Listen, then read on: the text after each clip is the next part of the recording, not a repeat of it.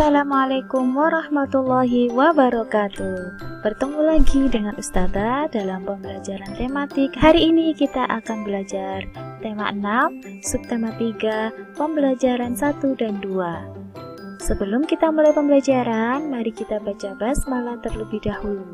Bismillahirrahmanirrahim. Silahkan kalian persiapkan buku pena 5C dan buku siswa tema 6. Sudah siap untuk belajar anak-anak? Mari kita mulai pembelajaran kita hari ini. Di suatu sore, ibu sedang menyiapkan bahan makan di dapur dan Lani baru saja menyelesaikan pekerjaan rumahnya. Lani menghampiri ibunya di dapur untuk memberikan bantuan. Kemudian Lani bertanya kepada ibunya, "Ngomong-ngomong, mengapa tidak memakai sendok sayur yang biasa kita pakai untuk mengambil sayur dari panci untuk mengaduk, Bu?" Ibunya menjawab, "Manakah menurut Lani akan mudah panas bila bersentuhan dengan kuah sayur yang mendidih di dalam panci itu? Sendok sayur dari logam itu atau spatula kayu?" Lani pun menjawab, "Tentu saja sendok sayur logam akan lebih mudah panas, karena panas dari kuah itu akan dialirkan melalui sendok logam itu, sehingga ia ikut panas.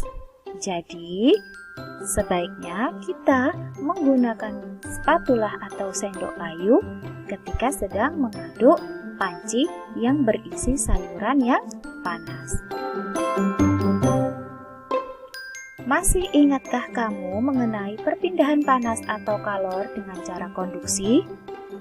Perpindahan panas dengan cara ini memerlukan zat perantara yang membantunya mengalirkan panas dari sumber panas ke benda yang lain. Ingatlah bahwa panas mengalir dari tempat yang panas menuju tempat yang lebih dingin. Ada perantara panas yang dapat menghantarkan panas dengan baik, ada yang tidak.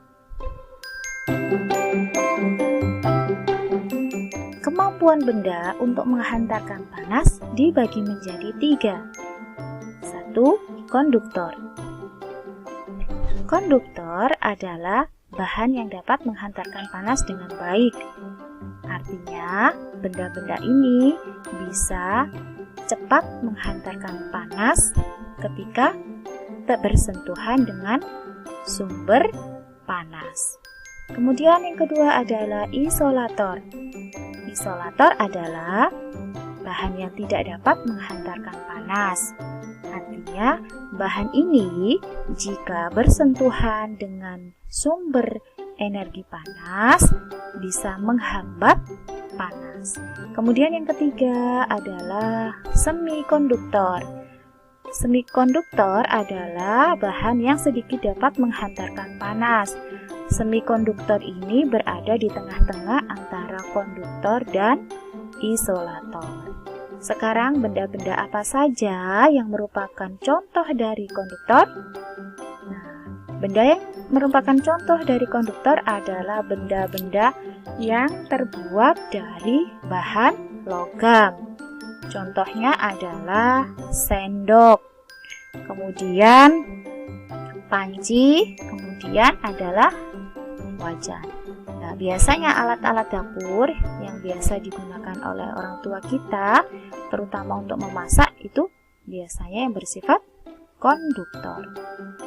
Kemudian contoh benda yang termasuk benda isolator adalah ada gelas, ada plastik, ada keramik, ada karet, kayu, kemudian ada kain wol, ada gabus, dan ada kertas.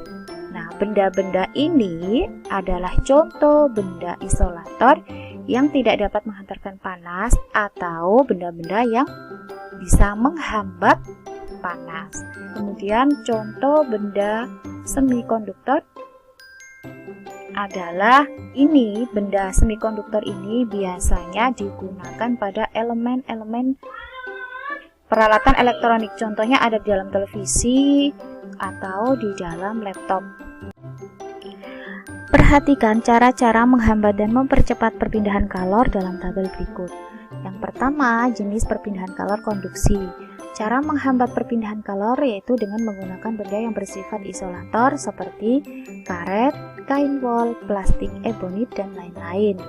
Sedangkan cara mempercepat perpindahan panas yaitu dengan menggunakan benda-benda yang bersifat konduktor seperti aluminium dan besi. Contoh perpindahan kalor konduksi itu ketika orang tua kalian atau ibu kalian sedang memasak ya. Mereka menggunakan panci yang terbuat dari aluminium. Nah, kenapa kok menggunakan benda yang terbuat dari aluminium? Supaya masakannya cepat matang karena perpindahan panasnya itu cepat. Sedangkan untuk menghambat perpindahan panasnya dengan menggunakan karet, kain wol, dan lain-lain ya. Contohnya ketika masakannya sudah selesai, orang tua kalian mengangkat pancinya dengan menggunakan kain biasanya ya, supaya tidak panas atau menghambat perpindahan panas yaitu dengan cara menggunakan isolator ya. Kemudian jenis perpindahan kalor konveksi dan radiasi. Cara menghambat perpindahan kalornya itu dengan menjauhi atau memadamkan sumber panas. Sedangkan cara mempercepat perpindahan panasnya yaitu dengan cara memperbesar sumber panas seperti menambah jumlah kayu bakar agar api semakin besar. Contohnya pada api unggun. Untuk menghambat perpindahan panasnya berarti kalian harus menjauhi atau memadamkan sumber panas ya. Sedangkan untuk mempercepatnya, untuk mempercepat perpindahan panas, kalian harus menambahkan jumlah kayu bakar agar api semakin besar. Nah, kemudian berikut adalah contoh benda yang menggunakan konduktor dan isolator secara bersamaan. Contohnya yang pertama adalah setrika listrik. Setrika listrik ini alasnya itu terbuat dari bahan konduktor. Mengapa alasnya ini terbuat dari konduktor? Supaya mempercepat perpindahan panas. Artinya ketika menyetrika itu kan membutuhkan panas ya nak ya, membutuhkan panas ya anak-anak ya, sehingga menggunakan bahan yang bersifat konduktor. Kemudian isolatornya ini digunakan pada pegangan setrika.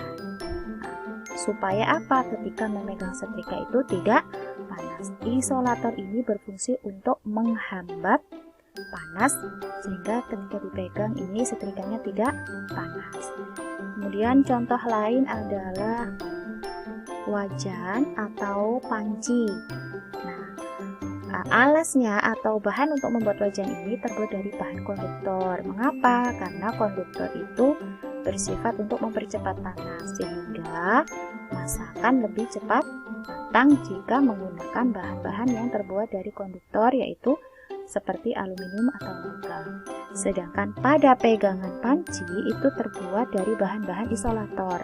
Contohnya bisa terbuat dari ebonit atau kayu.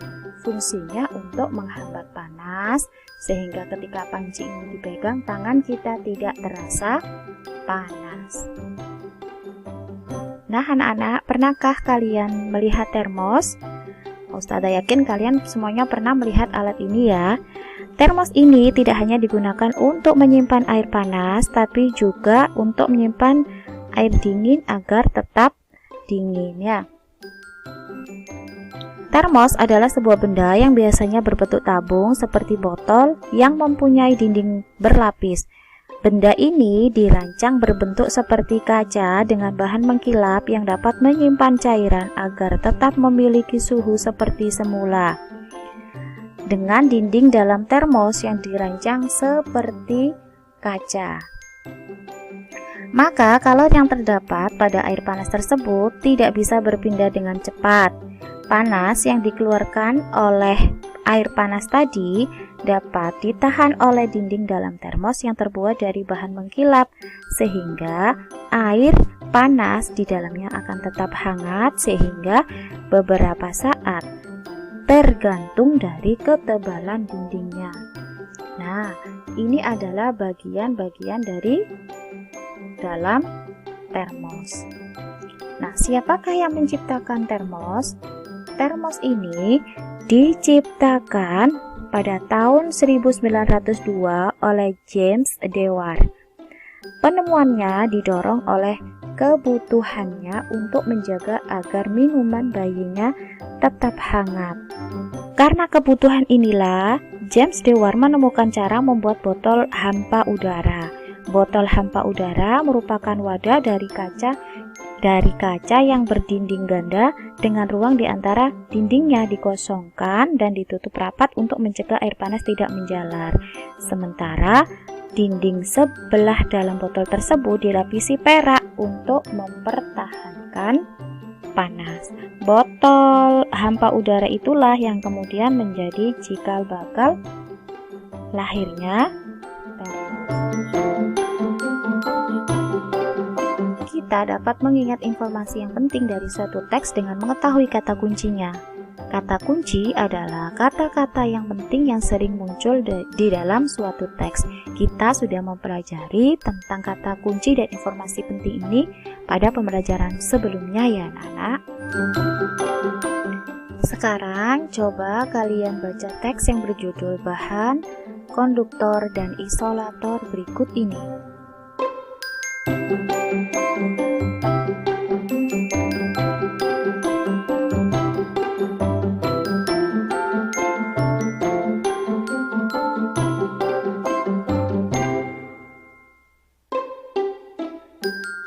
Nah, dari bacaan tersebut kalian bisa mencari kata kunci, kemudian kalian bisa membuat kalimat dengan menggunakan kata-kata yang baku. Nah, kata kuncinya adalah sebagai berikut.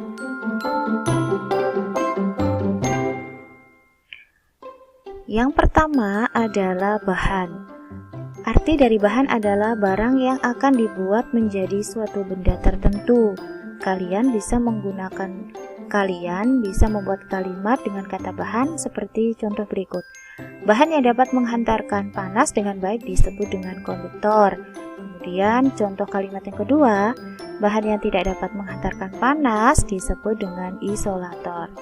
Kemudian kata kunci yang kedua adalah menghantar. Arti dari menghantar adalah membawa, meneruskan, atau menyalurkan. Kalimat yang bisa kalian buat adalah contohnya, mereka menghantar barang-barang ke tempat sampah. Kemudian contoh kalimat yang kedua, benda yang dapat menghantar panas disebut konduktor. Kata kunci yang ketiga adalah konduktor.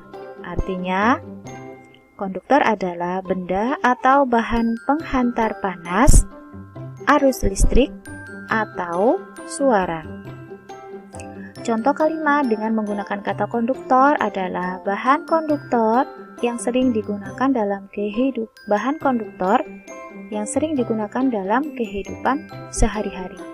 Kemudian contoh yang kedua, bahan yang terbuat dari logam merupakan contoh konduktor yang baik. Nah, kata kunci selanjutnya adalah isolator. Artinya, bahan atau alat yang mempunyai hambatan elektrik atau panas yang sangat tinggi sehingga dapat dipakai untuk menyekat listrik atau panas dari benda lain. Kalimat yang bisa kalian buat dengan menggunakan kata isolator, contohnya, beberapa bahan yang termasuk sebagai isolator antara lain adalah kayu, kain, dan plastik. Kemudian contoh kalimat yang kedua, penggunaan bahan isolator terutama untuk melindungi pemakai alat agar tidak kepanasan. Kemudian kata kunci selanjutnya adalah semikonduktor. Artinya bahan yang sedikit dapat menghantarkan panas. Kalimat yang bisa kalian buat adalah contoh semikonduktor biasanya terdapat pada elemen listrik. Kemudian contoh yang selanjutnya adalah salah satu contoh benda semikonduktor adalah silikon. Nah, ini adalah contoh kata kunci dan kalimat yang bisa kalian buat berdasarkan bacaan tadi ya. Nah, sekarang kita belajar tentang gambar cerita. Gambar cerita ini pernah kita pelajari pada semester 1. Nah, masih ingatkah kalian apa yang dimaksud dengan gambar cerita? Ya, betul sekali. Gambar cerita adalah gambar yang digunakan untuk menjelaskan maksud suatu cerita. Gambar cerita biasanya terdapat pada sampul depan buku yang berfungsi untuk menjelaskan keseluruhan isi buku yang dapat membuat pembaca lebih tertarik untuk membaca buku tersebut. Nah, jika kalian ingin membaca buku, kalau kalian lihat sampulnya itu menarik, pasti kalian itu akan tertarik untuk membaca buku tersebut.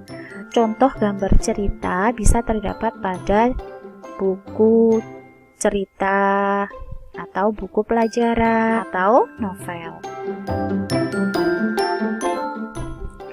Ciri gambar sampul depan buku yang pertama adalah gambar berisi tentang isi buku. Biasanya gambar sampul ini memberi gambaran secara singkat tentang isi buku tersebut. Yang kedua, gambar dan warna disajikan harus menarik. Karena apa tadi anak-anak? Karena sampul buku itu, jika gambar dan warnanya menarik, pasti orang akan tertarik untuk membaca buku tersebut. Kemudian yang ketiga, ciri gambar sampul depan buku itu, judul buku ditulis dengan huruf besar dari tulisan lainnya. Kemudian ada nama penulis dan ada nama penerbit. Nah, berikut adalah contoh gambar cerita pada sampul, pada buku atau novel atau pada suatu iklan. Yang pertama adalah gambar cerita dari buku pelajaran. Ceritakan kesan yang kamu tangkap dari gambar cerita. Nah, pada gambar ini, pada gambar sampul buku ini menceritakan gambar seorang guru yang sedang berdiskusi dengan 6 siswanya tentang cita-cita mereka. Buku ini merupakan buku kegiatan siswa belajar. Nah, ini adalah contoh gambar cerita pada sampul buku pelajaran. Kemudian ada contoh lagi yang kedua adalah contoh sampul buku pada novel. Kira-kira sampul ini bercerita tentang apa anak-anak? Ya, gambar cerita dari sampul buku ini cerita dari novel.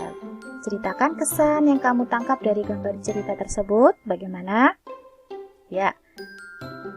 Nah, sampul buku pada novel tersebut menceritakan gambar seorang anak yang berjuang demi kesembuhannya melawan kanker ganas. Kemudian contoh yang ketiga adalah contoh gambar cerita dari iklan. Ceritakan kesan yang kamu tangkap dari gambar cerita tersebut tentang apa anak-anak? Ya, menceritakan gambar seorang ibu sedang membujuk anaknya untuk minum obat. Nah anak-anak, itu tadi pembelajaran kita hari ini. Semoga apa yang disampaikan Ustadzah bisa kalian fahami. Ustadzah ucapkan terima kasih dan sampai jumpa pada pembelajaran selanjutnya. Tetap sehat, tetap semangat, dan tetap menjaga kebersihan diri dan lingkungan. Ustadzah akhiri, Assalamualaikum warahmatullahi wabarakatuh.